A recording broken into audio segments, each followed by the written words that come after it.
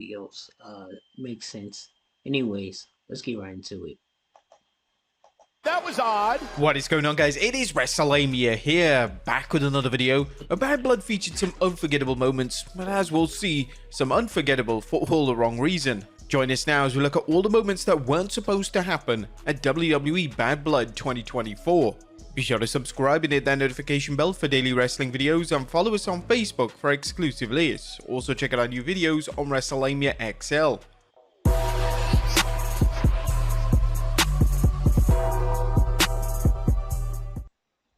Number 1. The Table Leg. A Drew McIntyre and CM Punk's Hell in a Cell match is being held as a return to form for the WWE's foreboding structure.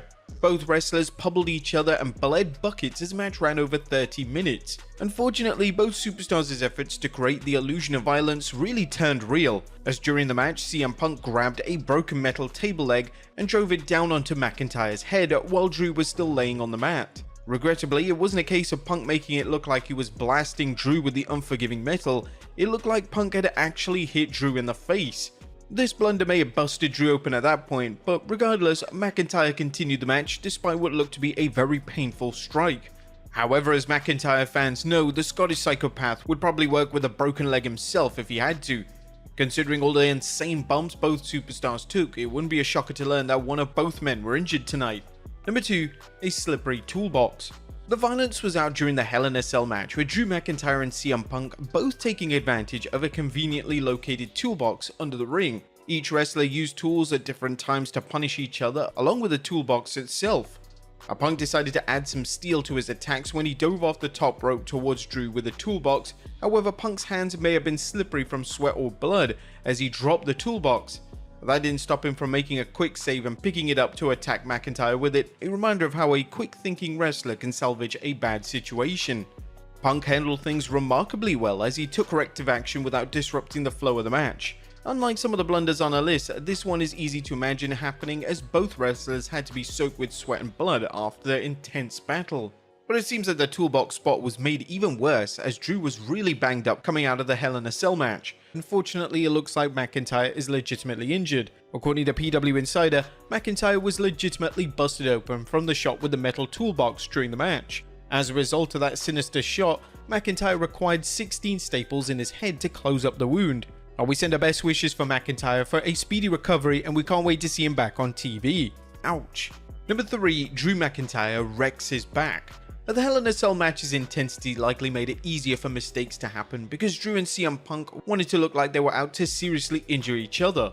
Combine that with the unforgiving cage and the number of foreign objects used, and mistakes, and painful ones at that, were bound to happen.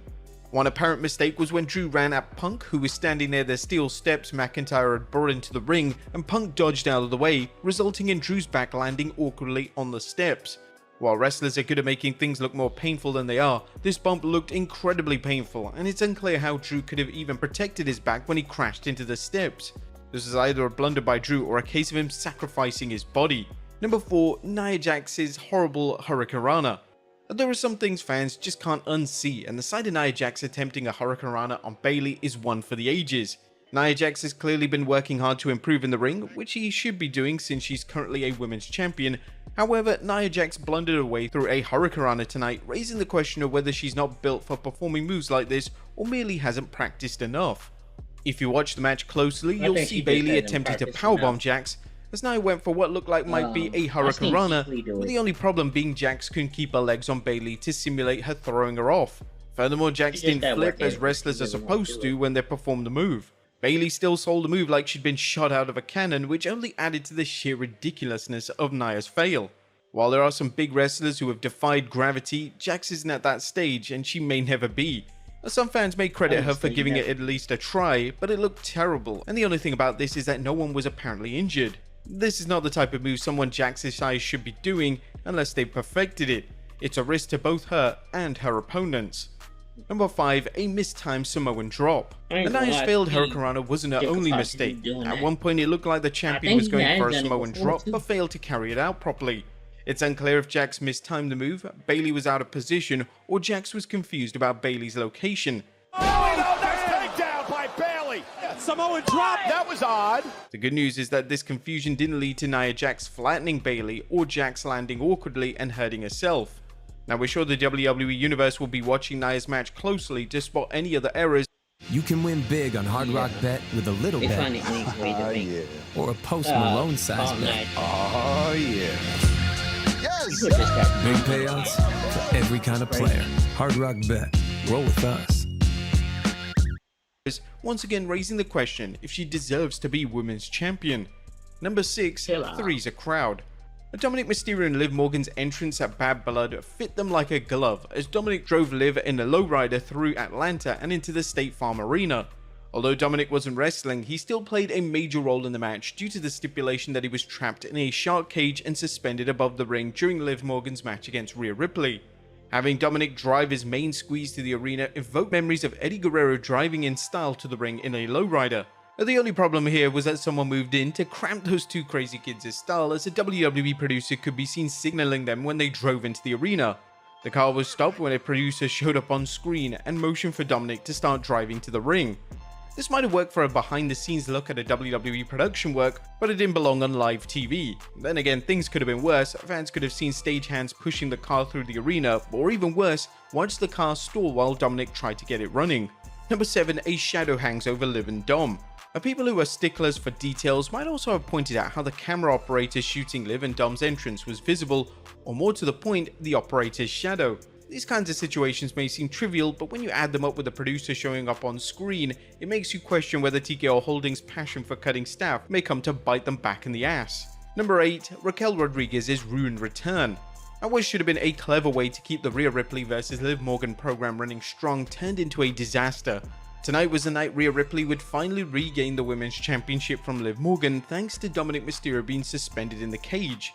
While longtime fans know there are no guarantees in wrestling, things were looking good until Rhea's thirst for revenge led to attacking Dominic, whose efforts to escape the shark cage left him hanging from it by a cable in a very vulnerable position.